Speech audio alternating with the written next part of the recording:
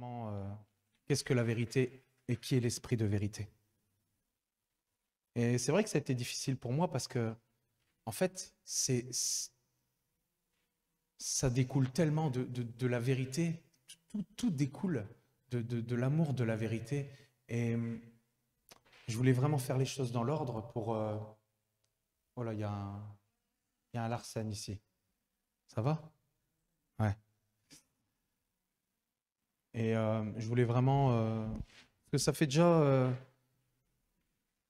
je ne vais pas dire quelque temps que je médite sur l'esprit de vérité, sur tout ce qui concerne le domaine de la vérité. Et lundi, c'était pas ici, j'ai fait le matin, ouais. Lundi, ici, en fait, à la réunion de prière, j'ai eu des confirmations sur ce que je devais apporter.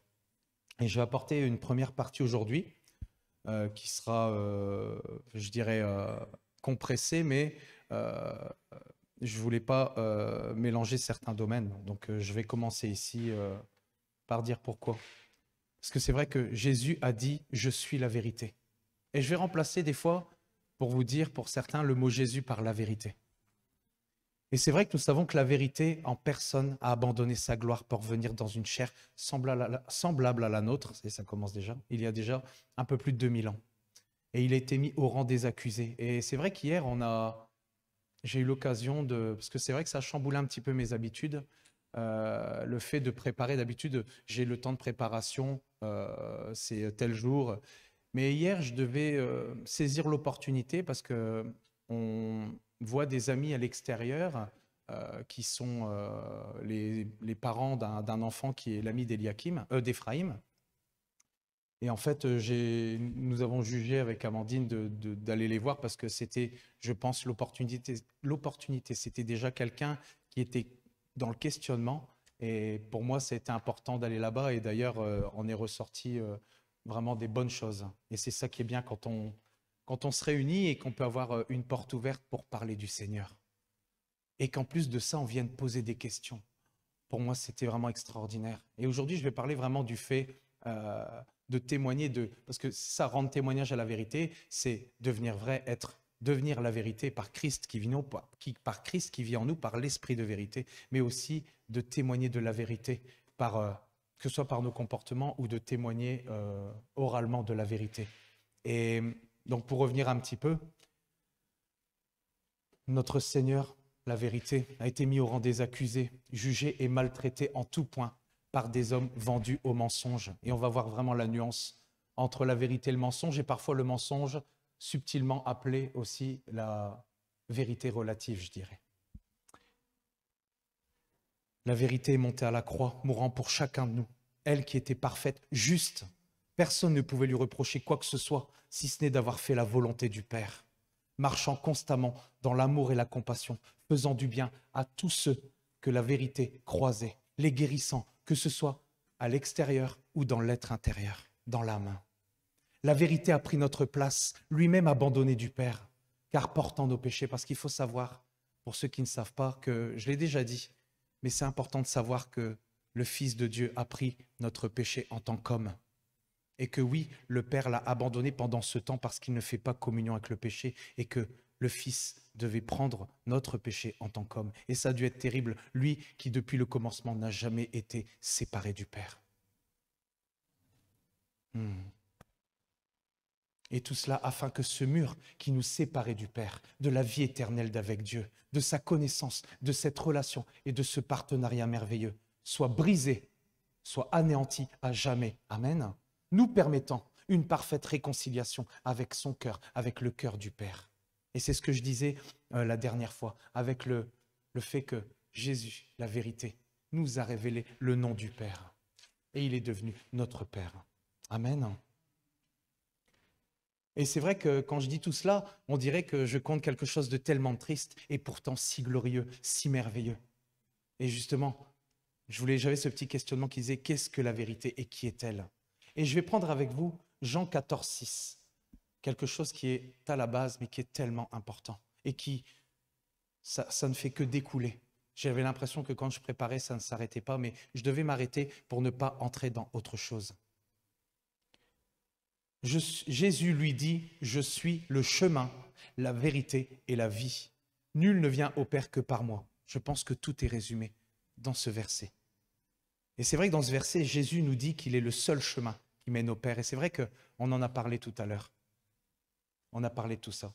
Et c'est ce que je disais à Agathe. Il y a un moment donné, on va insister vraiment sur le fait qu'il est le seul accès qui mène au Père, qui mène au royaume du Père. Nous sommes devenus enfants de Dieu par la foi en Jésus. Et vraiment que tous ceux qui enseignent un accès différent, comme la parole de Dieu nous dit, sont des brigands et donc des menteurs. Et dans Jean 17, je ne sais pas si je te l'ai donné, il nous est dit, Jésus leur dit encore, en vérité, je vous le dis, je suis la porte des brebis. Qu'est-ce que cela veut dire? Je suis la porte des brebis. Eh bien, cela signifie que par son sacrifice, par sa mort, il a permis aux brebis, parce que nous sommes ces brebis, il est le bon berger. Il a permis aux brebis que nous sommes d'être sauvés, d'emprunter cette porte étroite, parce que nous savons qu'il est la porte étroite et que large est le chemin qui mène vers la perdition. Il est cette porte étroite qui mène à la vie, devenant notre sauveur. Et par sa résurrection, il est devenu le bon berger, celui de nos âmes, devenant à ce moment-là le Seigneur de nos vies. Et c'est ce que Agathe disait, la distinction entre le fait d'être le sauveur et le Seigneur de nos vies. Amen. Il est la porte des brebis. Et c'est ce qui était inscrit sur la croix, la signature du Père qui montrait bien que par la croix, le seul accès était en passant par la croix et qui nous menait vraiment au royaume du Père. Pas d'autre accès, aucun autre chemin. Amen. C'est pour ça qu'il dit, je suis le chemin. Oui, il est la voie que nous devons suivre tous les jours de notre vie. Mais là, c'était vraiment, je suis le chemin, l'unique chemin qui mène vers le Père. Ah, Seigneur Jésus, je te rends grâce. Maintenant, je voudrais voir et prendre un petit peu avec vous, mais ça ne va pas être long. Voir vraiment à quel point maintenant ce monde est rempli de mensonges, de l'esprit du mensonge, de l'esprit du monde. Et à quel point Satan est menteur. D'ailleurs, la parole de Dieu nous dit qu'il est appelé le père du mensonge. Mais on doit passer par là. C'est un passage obligé. La parole de Dieu nous en parle et parfois, on doit en parler pour faire le distinguo. Parce que lui aussi, il sait se déguiser en ange de lumière. Et parfois, il sait, comme je le disais, et je vois que Leïla sait de quoi je parle, au niveau vraiment, on va parler de ce qui est après la vérité relative. Et c'est la vérité qu'on a ici à notre époque. Et dans un premier temps, je vous parlerai de tout ce qui se passe autour de nous. Et c'est vrai qu'Agathe a apporté tout à l'heure le fait qu'on doit se préparer. Parce que on ne sait pas quand est-ce que le Seigneur revient, mais il nous donne le temps de nous préparer. Il nous donne le temps de connaître les signes, un peu comme la tribu d'Issachar, qui connaît les temps dans lesquels ils sont. Et c'est ça. Et j'ai vraiment apprécié ce qu'Agathe a apporté, parce que c'est tellement profond. Des fois, je me dis, ouais, je sais que c'est l'Esprit de Dieu, je sais que c'est l'Esprit de vérité qui agit. Mais c'est toujours, de le voir se manifester comme ça, je trouve ça toujours aussi extraordinaire. Et donc de tout ce qui se passe autour de nous et de comment l'ennemi a détourné le mot vérité. Et je vais prendre avec vous 3 domaines principaux, puisqu'on est dans ce temps, à travers les médias, à travers les médias. Déjà, parce que je vais prendre les médias en gros, parce que c'est vrai qu'au fur et à mesure des années, on voit bien que tout ce qui est au niveau des médias influe l'extérieur. Et on a vu ces dernières années, pour ne pas citer que je me fasse censurer, qu'on voyait qu'il n'y avait qu'une ligne directrice. Et c'est toujours le même. Et je ne sais pas si vous remarquez, des fois je lis, mais je ne laisse rien pénétrer. On doit faire attention à ce qu'on laisse pénétrer. Et quand on regarde bien, je peux regarder plusieurs articles, mais qu'ils soient français ou belges, de différents journaux. Parfois, les articles ne changent que d'un verbe, ne changent que de temps, ou ne changent que emploient des synonymes. Mais quand on regarde parfois, on compare 2 journaux différents qui ont la même ligne directrice, parce que nous savons qu'ici, ce temps dans lequel nous devons agir, nous savons que nous convergeons vers la gloire par l'esprit de vérité par lequel nous sommes scellés, comme Agathe l'avait si bien dit, on va en parler après. Mais par contre, ce monde, s'il ne vient pas au Seigneur, lui, on sait qu'il converge malheureusement vers le royaume de l'Antéchrist. Et on le sait.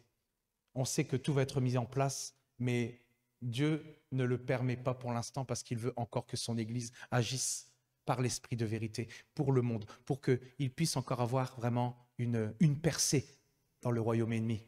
Et on voit bien à quel point, quand Jésus était sur terre, de voir à quel point l'ennemi s'était démené, mais heureusement, c'est le Père qui décide tout, c'est le Père qui est au contrôle de tout. Comment il s'est démené pour essayer de détruire le Seigneur à chaque fois, mais il était préservé. Et à la fin, ça a été terrible pour le Seigneur. Comment il y a eu ce déchaînement de haine envers le Seigneur. Et j'en ai parlé hier avec cet ami, parce qu'on parle souvent de, comment je dirais, on parle souvent de sa crucifixion, de comment ça s'est passé, mais quand il a été jugé, ça a été pareil. Et on va en parler un petit peu après, justement. Donc, je parlais justement des médias, qu'ils ont une ligne directrice. Il y a aussi ce qu'on appelle, dans le naturel, je parle ici, les sondages. Vous avez vu ça? Parce que ça, en gros, ça nous dit bien que 51%, c'est la vérité. Une fois que tu dépasses les 51%, on passe dans c'est la normalité. Non, c'est ça, c'est la normalité. Et en fait, le fait d'avoir les 51% va influer la population. Et c'est ça, en fait. Et ils se servent de ça aussi pour mettre les gens dans l'erreur. Et ça, si je parle de ça maintenant, c'est pour que nous ne nous fassions pas influencer, parce que tellement de fois, je suis sûr, on voit des fois, qu'est-ce que vous pensez de ça, opinion. Mais même le fait de cliquer, le fait d'apporter son approbation, je pense que c'est important de faire attention à quoi on apporte son approbation. Amen. On doit faire très attention dans ce temps-ci. Et ensuite, et c'est le pire, c'est la vérité, c'est ce qu'on appelle la vérité relative.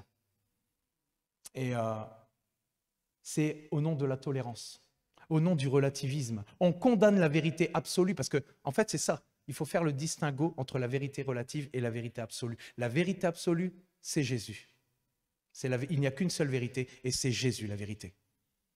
Et il y a une expression justement pour illustrer célèbre du relativisme. Et vous allez me dire, oui, c'est vrai. Rien n'est ni tout blanc ni tout noir. C'est-à-dire rendre flou la ligne de démarcation entre la vérité et le mensonge. Pourtant, dès le commencement, quand la terre était à l'état de chaos, Dieu a dit, et je vais prendre avec vous Genèse 1, 3, 4. On essaye de mélanger, c'est ça. Dieu dit que la lumière soit et la lumière fut. Dieu vit que la lumière était bonne et Dieu sépara la lumière d'avec les ténèbres.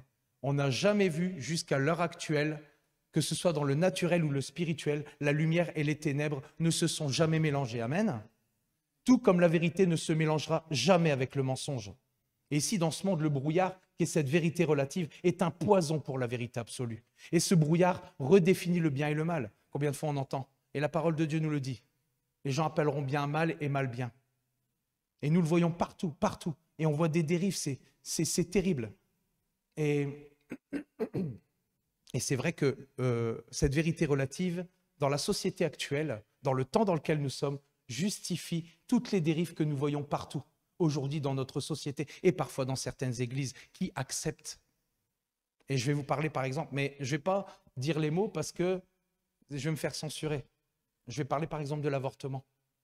Je trouve ça terrible de considérer comme rien, comme si on jetait quelque chose qui n'avait aucune vie, alors que c'est terrible quand on voit tout ce qui se passe, mais je ne vais pas entrer dans le détail.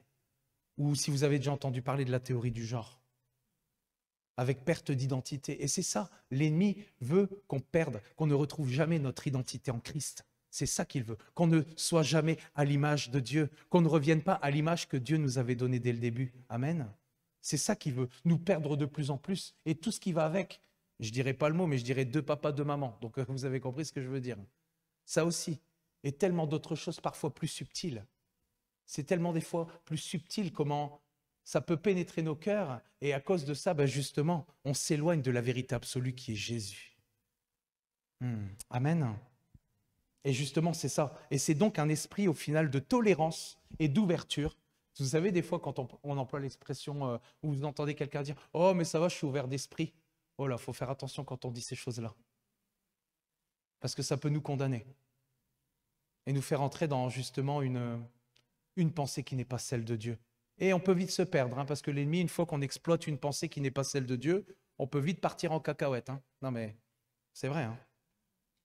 Façon de parler, quoi, pour être... Et c'est ça. C'est un esprit de tolérance et d'ouverture régi par l'ennemi, et ça, on le sait. Et nous devons avoir un esprit de discernement pour ne jamais se laisser pénétrer de vérités relatives dans nos cœurs, mais que ce soit l'esprit de vérité qui nous conduise dans toute la vérité et soit en nous, et nous vivrons alors toujours dans les vérités absolues. Amen. L'ennemi est l'antithèse de Christ. Et j'aime bien parce que ça reste dans la grammaire, l'ennemi est l'antithèse de Christ et Christ est le Verbe de Dieu. C'est pas beau ça? Et le Verbe de Dieu, la vérité absolue, la droiture absolue et l'amour absolu. C'est ça. Et je veux le redire devant tous que oui, Jésus est la vérité absolue, la droiture absolue et l'amour absolu. Amen. Et d'ailleurs, on sait que sans l'amour, il n'y a rien du tout. Et je méditais ça, et c'est vrai que je voulais le garder pour la semaine prochaine. Après, c'est vrai que... Mais l'amour absolu. Quand on considère vraiment la parole de Dieu, on voit que sans l'amour, il n'y a rien. Et que tout ce qui n'est pas sous-tendu d'amour n'est rien du tout. C'est néant, c'est vain. Et j'avais 2 petits exemples que vous connaissez tous. C'est que même quand il y avait le docteur de la loi qui était venu questionner Jésus et qui lui a dit quel était le commandement qui était le plus important. Il lui a dit que justement, c'était « tu aimeras ton Dieu de tout ton cœur, de toute ton âme, de toute ta force, de toute ta pensée », j'en rajoute, et de tout ton cœur, de tout ton être, et tu aimeras ton prochain comme toi-même. Et de là, forcément, découlera le reste. De l'amour de Dieu déversé dans nos cœurs par son esprit. Et l'autre exemple, le fruit de l'esprit, il démarre par l'amour parce qu'on sait que de l'amour va découler le reste du fruit de l'esprit. Il est l'amour absolu. Et je rends grâce à Dieu de ce que on peut vraiment le réaliser, mais il faut le vivre, il faut lui demander. Et de plus en plus, nous allons revêtir les sentiments du cœur de Dieu. Parce que nous sommes devenus justice de Dieu. Et quand nous sommes devenus justice de Dieu, il n'y a plus aucune raison, comme Agathe l'a dit, de revenir en arrière. Parce que on veut faire la volonté de Dieu. Et comme tu le disais, Leïla, et je trouvais ça important de le dire tout à l'heure, c'est que dans l'adoration, on peut tout avoir. Parce que dans l'adoration, on est avec Dieu, on est en esprit, et on veut devenir de sa nature divine. On veut devenir comme lui, on veut être saint comme lui. Amen. Amen. Bon, chaque fois que je quitte, je me perds après. Ah oui. C'est ça, la droiture et l'amour absolu. Et justement, je vais vous parler ici d'autre chose, vous montrer à quel point l'ennemi et comment il a agi à travers les hommes avait cette haine de voir Jésus détruire ses œuvres. Et c'est vrai que quand Jésus était sur terre, l'ennemi avait, lui, une haine absolue de voir le Fils de Dieu, comme je dis, détruire ses œuvres de ténèbres. Et hier, j'en ai parlé à mon ami. Et il a été vraiment touché. J'ai réussi, je sais, c'est l'esprit de vérité qui a agi à travers moi et qui a réussi à toucher son cœur. Même moi, quand j'ai répété ce que Jésus avait vécu, j'ai été touché dans mon cœur et quand on s'est regardé, je sentais qu'il était pénétré. Et ça peut être que l'Esprit de Dieu, l'Esprit de vérité, qui nous conduit à dire toute la vérité. Amen. Et justement, on parle du jardin de Gethsémanée, on parle de la crucifixion quand il a subi toutes ces atrocités quand il était sur la croix. Mais il faut savoir qu'avant, Jésus a été traîné de tribunal en tribunal, à savoir 6 fois en une journée. 6 fois en une journée. 3 tribunaux religieux et 3 juridiques. Et personne ne pouvait le condamner à mort. Il y eut beaucoup de faux témoignages, de mensonges. Tout se contredisait tellement l'esprit du mensonge était agissant. Et même ceux qui le jugeaient, donc Caïphe par exemple, a enfreigné délibérément plusieurs lois tellement la haine était présente. Elle était telle que parfois le jugement n'était pas encore donné qu'il frappait le Seigneur de gloire. Parfois il le frappait, pendant qu'il n'était même pas encore jugé, qu'il le frappait. Et on voit même un exemple où il dit qu'il le frappait par derrière quand il le sortait et tout, qu'il disait « devine qui t'a frappé ». Imaginez-vous tout ce qu'il a subi et pourtant à ce moment-là, il aimait, il les aimait. Il les aimait. Pour nous, ça dépasse l'entendement de voir à quel point il nous aime. Alors à combien plus forte raison, dans ce temps-ci, il veut nous utiliser parce qu'il nous aime et parce qu'il veut qu'on entre dans toute sa volonté, dans la volonté du Père.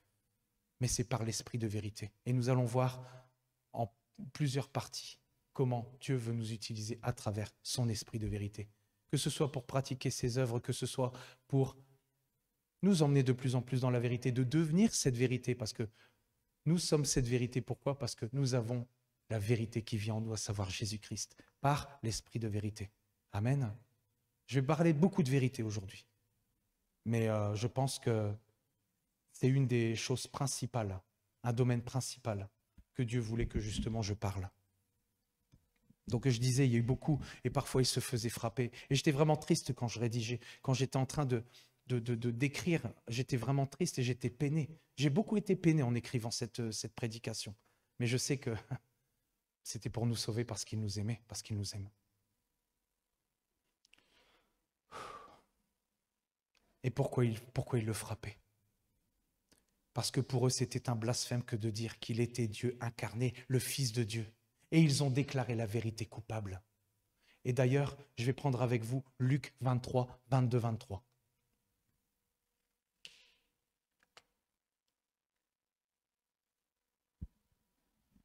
Pilate leur dit pour la 3e fois, quel mal a-t-il fait? Je n'ai rien trouvé en lui qui mérite la mort. Je le relâcherai donc, c'était son intention, après l'avoir fait battre de verges. Mais ils insistèrent à grands cris, demandant qu'il fût crucifié. Et leurs cris l'emportèrent. Et ça, j'avais pas lu dans la parole de Dieu que Pilate, par 3 fois, il voulait pas que Jésus meure. Par 3 fois. Il a demandé quel mal avait-il fait. Quelqu'un qui avait l'air d'être sur le coup, je dirais intègre, parce qu'il ne voulait pas juger. Et puis il savait ce que Jésus avait fait. Il savait, il connaissait les miracles, parce qu'il y en a même, il est dit même que quand il passait en jugement, il y en a certains qui voulaient le voir faire des miracles. Il savait, il connaissait son pédigré. Il savait. Et il n'avait aucune raison de le condamner, car son pouvoir, parce que c'est vrai, le pouvoir justement du procureur à ce temps-là, donc Pilate, était au-dessus du Sanhédrin, donc le tribunal religieux. Et il pouvait contrecarrer leur jugement. Et pourtant, ils ont crucifié le Sauveur du monde. Imaginez-vous la haine absolue qu'il faut. Et je me souviendrai toujours de Michel qui disait la haine absolue qu'il faut avoir pour vouloir crucifier quelqu'un, la haine qu'il faut pour vouloir voir mourir quelqu'un. Imaginez-vous, mais je ne pourrais jamais, à l'heure actuelle, peut-être il y en a qui peuvent, mais moi je sais que je ne pourrais jamais, même mon pire ennemi, le voir, vouloir qu'il soit crucifié. Ça, c'est une pensée de l'ennemi, ça ne peut venir que de l'ennemi, une haine pareille. Oh Seigneur, mais ce qu'il ne savait pas, c'était qu'en faisant tout cela, il nous sauvait, il allait devenir le sauveur de l'humanité. C'est quand même extraordinaire comment Dieu fait concourir, mais c'était terrible. Ça a été terrible comment il a vécu cette situation. Mais je sais qu'il était déterminé à vivre cette situation. Amen.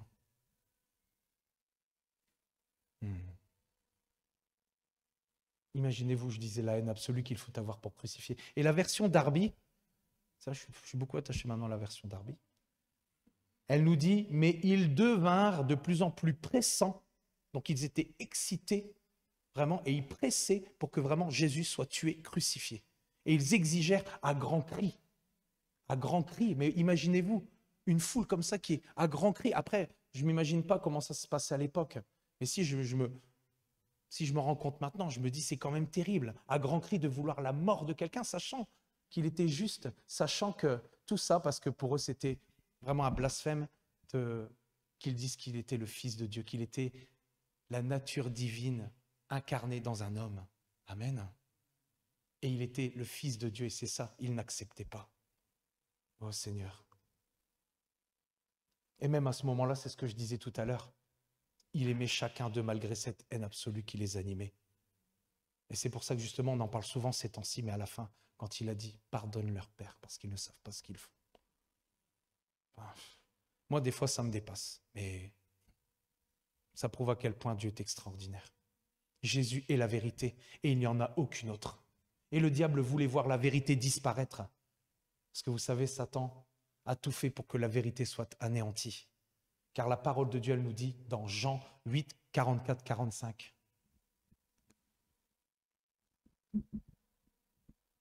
Vous avez pour père le diable si vous voulez accomplir les désirs de votre père. Il a été meurtrier dès le commencement et il ne se tient pas dans la vérité, parce qu'il n'y a pas de vérité en lui. Lorsqu'il profère, c'est ça, proférer, c'est, on parle du mensonge, nous on professe la vérité, et lui profère le mensonge. Il parle de son propre fond, car il est menteur et le père du mensonge. Et moi, parce que je dis la vérité, vous ne me croyez pas. Et Satan a tout fait, parce que c'est un menteur, il est venu pour détruire, pour égorger, il est venu pour vraiment nous pervertir, nous corrompre. Mais nous devons vraiment sans cesse demander à Dieu le discernement. Et c'est par l'esprit de la grâce, l'esprit de vérité. Il n'y a que lui qui pourra nous conduire vraiment dans toute la vérité, à vivre toute la vérité, à dire toute la vérité, en toute situation. Amen. Et comme le diable est le prince de ce monde, le schéma se répète, et je vais juste prendre avec vous ici, le schéma se répète encore de nos jours. Les nations et nos dirigeants veulent voir Jésus disparaître de l'addition, de plus en plus. Jamais autant actuellement on veut voir Jésus disparaître de l'addition. Et je vais vous dire pourquoi. Parce qu'à travers toutes les religions, et il y en a tellement de nos jours, quand on regarde. Comme je disais la dernière fois, j'ai déjà vu des messes sans Dieu. Vous imaginez? C'est terrible. Des messes sans Dieu. Donc ils célèbrent, ils sont dans une salle avec des bancs, et ils célèbrent je ne sais quoi, la vie, et c'est des messes sans Dieu. Ils se réunissent pour ça, quoi. C'est tellement absurde. Tellement absurde. Et il y en a une prédominante, et que, comme je disais tout à l'heure, qui prépare justement le système de l'Antéchrist, et c'est celle de la religion mondiale. On en entend plus en plus parler. Elle est appelée œcuménisme. Et il y a eu un rassemblement, je sais, ici au Portugal, je crois, avec justement le pape, et tout un mouvement où ils ont fait un melting pot, et qui allie les religions les plus exercées dans le monde, séduisant même certains mouvements dits protestants évangéliques. Et je me demande comment on peut s'éloigner autant de la vérité alors que Jésus est le centre du Nouveau Testament, il est le centre de la parole de Dieu. Comment est-ce que quelqu'un qui a étudié la Bible peut renier le Seigneur comme ça? Enfin, après, il faut vraiment qu'il y ait un esprit de mensonge, un esprit de comment il dit dans la fin des temps, un esprit d'égarement. Et ce que je dis, et le message qui est dit, c'est: nous avons un même Dieu, que ce soit le Dieu des musulmans, des catholiques, des bouddhistes, des Hébreux. Mais je parle des Hébreux pour ceux qui vivent selon la Torah, c'est-à-dire sous la loi de l'Ancien Testament. Donc ça réunit des rabbins, ça réunit un peu...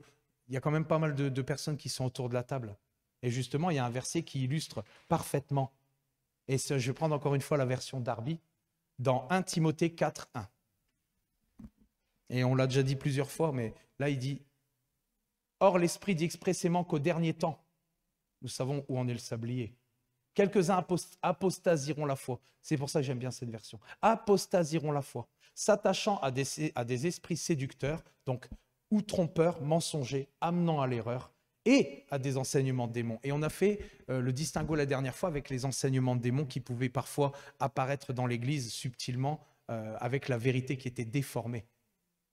Et ça, il faut faire aussi attention. Et c'est ce qu'Agathe disait la dernière fois. On a vraiment le cœur et l'esprit, on a tout vraiment pour vouloir apporter la vérité. Et on ne veut rien faire sans le conseil de Dieu. C'est pour ça que parfois, ça nous prend énormément de temps dans la présence de Dieu pour comprendre et discerner quelle est sa volonté et comment l'appliquer sur le papier. Parce que parfois, ce n'est pas évident.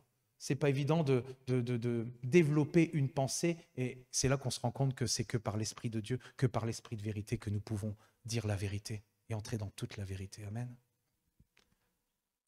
Et justement, donc, on parle des enseignements de démons et on parle des esprits séducteurs ou trompeurs.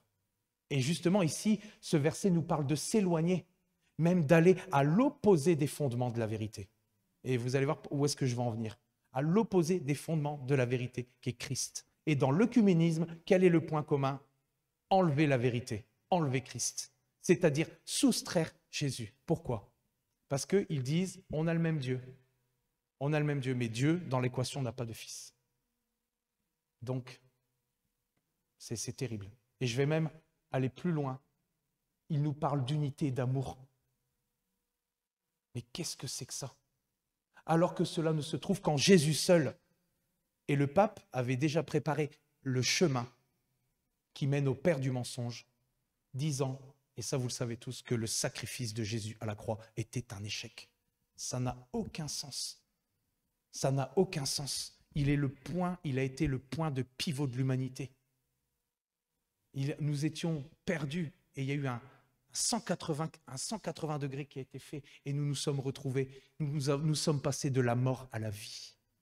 Amen.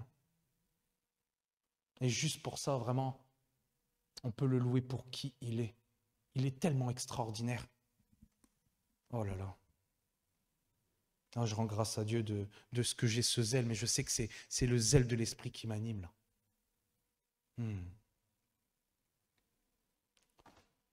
Et je voudrais à présent revenir, donc on va parler de choses plus intéressantes maintenant.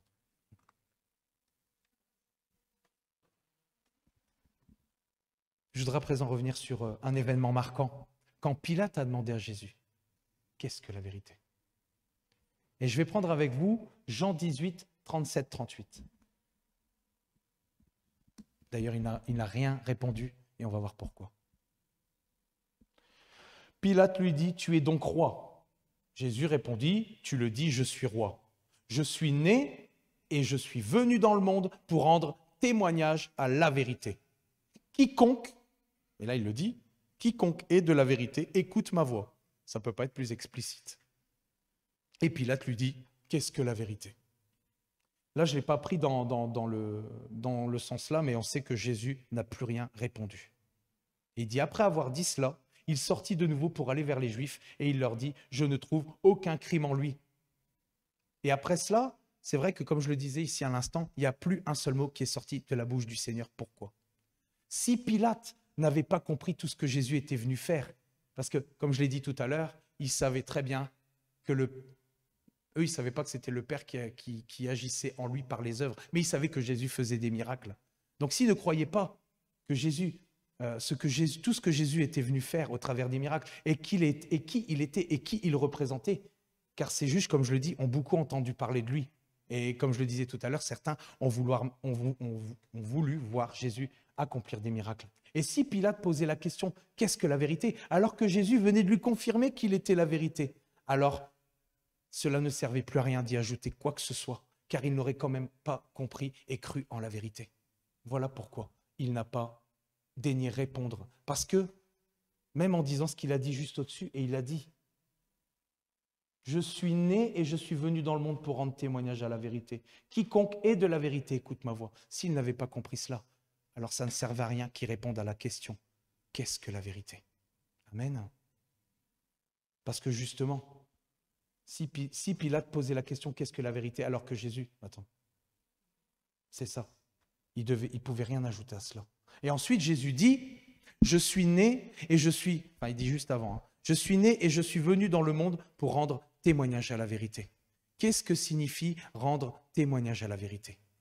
Ce bout de verset présente toute la nature divine manifestée dans une personne venue sur terre pour réconcilier le monde avec le Père, montrant son amour absolu en mourant à notre place, pardonnant et oubliant nos péchés, nous permettant d'être affranchis, libérés et justifiés. Amen. Et je vais prendre avec vous maintenant Jean 8, 13, 14.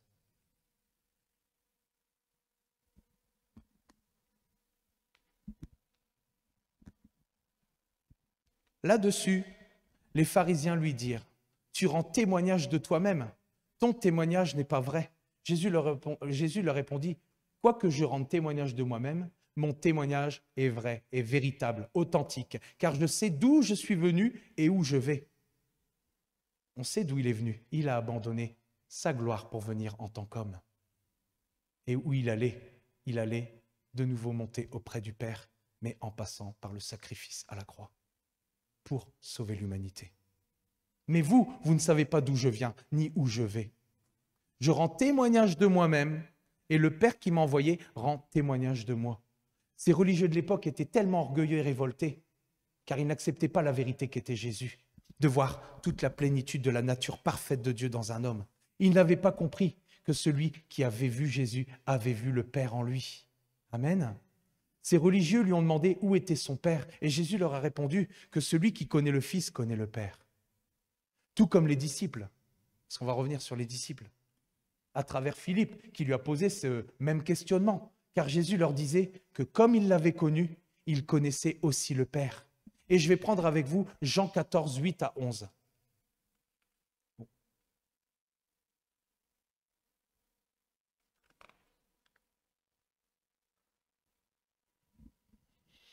Philippe lui dit, « Seigneur, montre-nous le Père, et cela nous suffit. » Et Jésus lui dit, « Il y a si longtemps que je suis avec vous, et tu ne m'as pas connu, Philippe.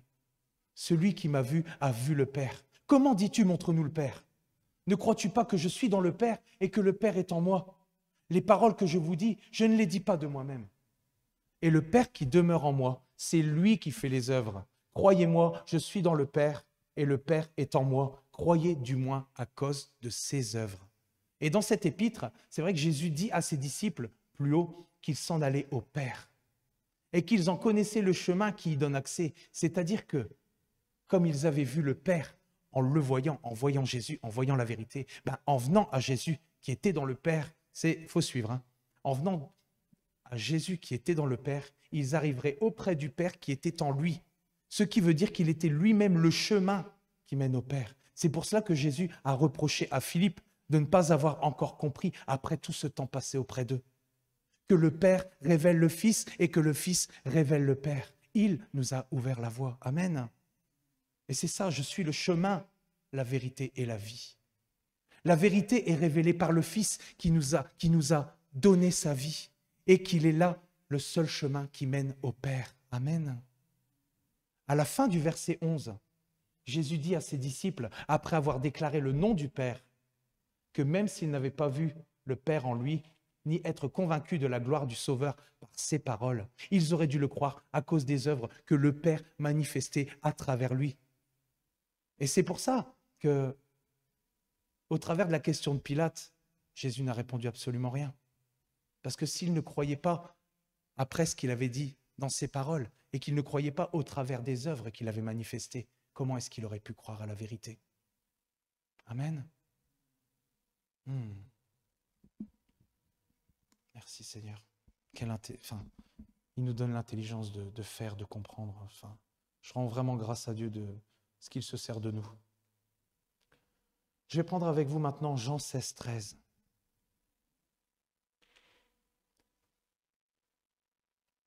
Quand le Consolateur sera venu, l'Esprit de vérité, il vous conduira dans toute la vérité, car il ne parlera pas de lui-même, mais il dira tout ce qu'il aura entendu et il vous annoncera les choses à venir. Nous avons vu maintenant que le Père, et c'est pour ça que je me suis rendu compte que quand nous avons fait les chants, mais des fois les chants me viennent, j'écoute un petit peu le début, parce que c'est vrai que quand je l'ai fait du dimanche matin, je suis un peu, pas stressé, mais je veux terminer le message et je veux mettre dans la présence de Dieu pour terminer le message. Et parfois, je n'ai pas toutes les paroles. Et quand je vois aujourd'hui le nombre de fois où on voyait que justement le fait que le seul chemin était celui qui menait vers le Père et c'était à travers Jésus. Je dis, nous avons vu que maintenant que le Père a témoigné du Fils et que Jésus, envoyé par le Père, a témoigné de lui-même, rendant témoignage à la vérité. Et c'est ça que ça veut dire quand il dit qu'il rendait témoignage à la vérité. Ça veut dire que quand il l'a dit, il disait qu'il témoignait de lui-même. Amen. Il est la vérité, car il est à l'origine de la vérité, qui était là dès le commencement. Il était là dès le commencement, on le sait. Et la vérité est venue avec Jésus-Christ. Et d'ailleurs, je vais prendre un premier verset avec vous, qui est Jean 1, 14, et qui nous dit que « Et la parole a été faite chair, et elle a habité parmi nous, pleine de grâce et de vérité.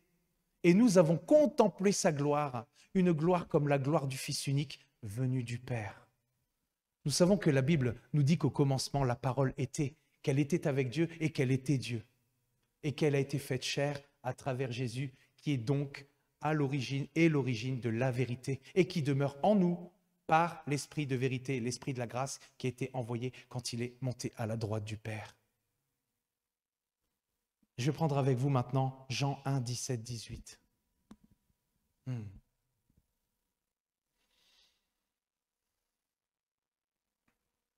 Un autre exemple, car la loi a été donnée par Moïse, la grâce et la vérité sont venues par Jésus-Christ.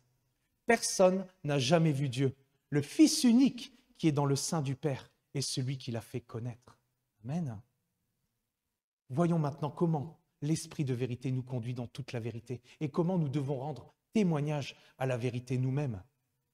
Je vais dans un premier temps, et c'est pour ça que je ne vais pas mélanger, je vais dans un premier temps parler justement à travers l'image de Jean-Baptiste pour en illustrer une partie, même si Jésus n'était pas encore présenté au peuple comme le Messie à ce moment-là, quand il était venu. Mais il nous a montré l'exemple. Et je vais prendre avec vous Jean 1, 6 à 9.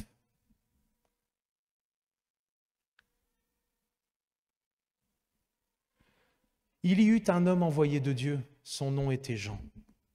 Il vint pour servir de témoin, pour rendre témoignage à la lumière, afin que tous crussent par lui. Il n'était pas la lumière, mais il parut pour rendre témoignage à la lumière. Cette lumière était la véritable lumière qui, en venant dans le monde, éclaire tout homme. Amen. Et tout comme Jean, nous avons été envoyés par Dieu pour rendre témoignage à la lumière. Et vous savez que j'ai été regarder l'étymologie. Elle découle en plusieurs catégories. Et la catégorie que j'ai prise ici dans la définition, c'est donc pour remplacer, rendre témoignage à la lumière, rendre témoignage à la vérité et sa connaissance avec la pureté spirituelle qui lui est associée. Rendre témoignage à la vérité. Donc c'est ça, il était venu pour rendre, et c'est extraordinaire parce que quand j'ai regardé l'étymologie, je suis tombé sur le fait de la vérité, parce que oui, c'est logique, mais quand on tombe dessus, pour moi, c'est un peu comme un trésor. Et donc, ce qui veut dire rendre témoignage à la lumière, rendre témoignage à la vérité, et donc à Jésus. Et c'est vrai qu'après, ils disent, parce que le mot lumière est féminin, et on voit bien la distinction quand il dit « Il vint pour servir de témoin, pour rendre témoignage à la lumière, afin que tous crussent par lui. » Donc, on ne parle pas de Jean, on ne parle pas de Jean-Baptiste. Et c'est ça qui est extraordinaire, c'est qu'on parle au féminin de la lumière, et après on parle de lui qui voulait dire Jésus. Et j'ai trouvé ça extraordinaire aussi. Quand je l'ai lu, je n'avais pas saisi tout de suite. C'est par la suite que j'avais saisi. Et je me suis dit, ben oui. Mais parfois, hein, il faut un peu de temps pour que la pièce, elle tombe. Hein. Ah oui, afin que tous crussent par lui. Et c'est ça dont je parlais de nous. Et que nous aussi, nous avons cette mission. Et de servir de témoin à la lumière dans ce monde, dans le temps dans lequel nous sommes.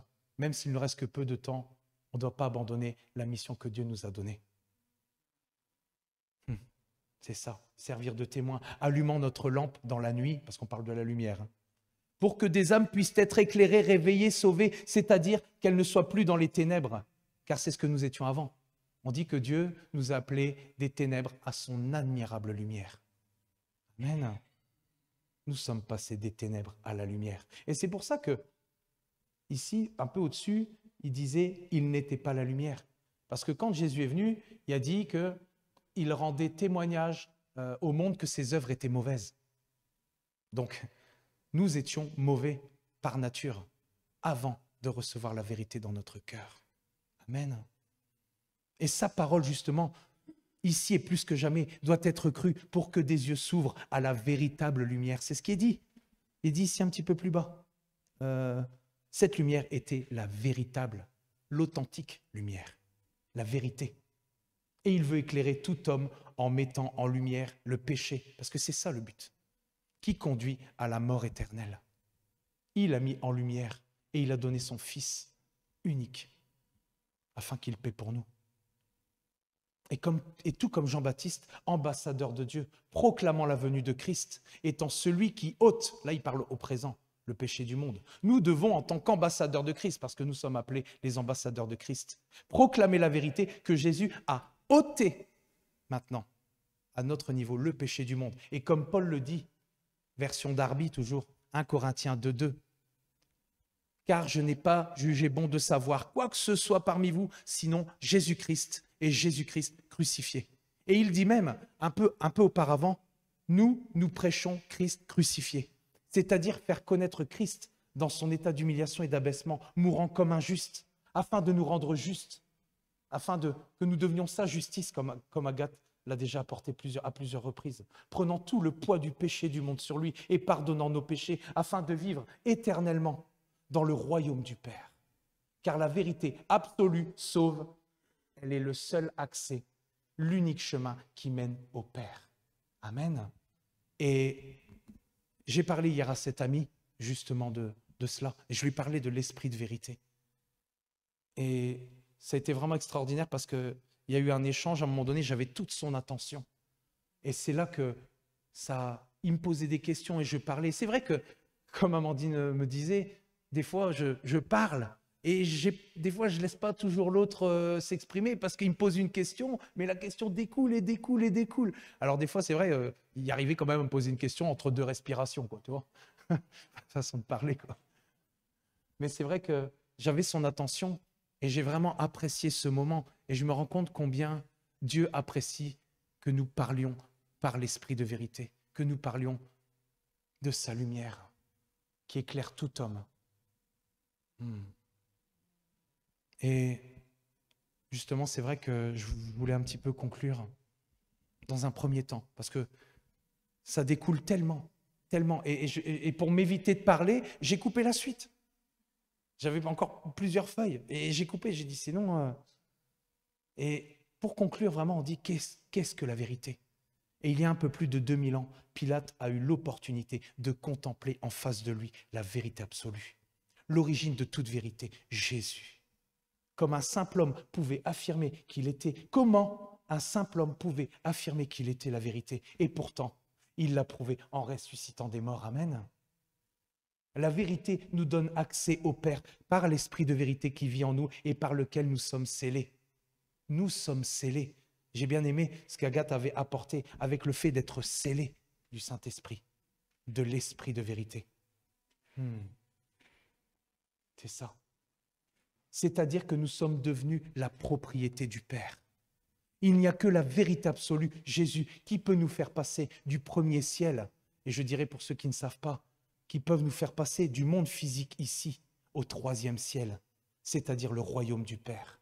Car il revient bientôt, comme nous le disions tout à l'heure. Mais avant cela, nous devons rendre témoignage à la lumière, c'est-à-dire de la vérité à tout homme, afin qu'il soit éclairé par elle et vivant par elle et pour elle.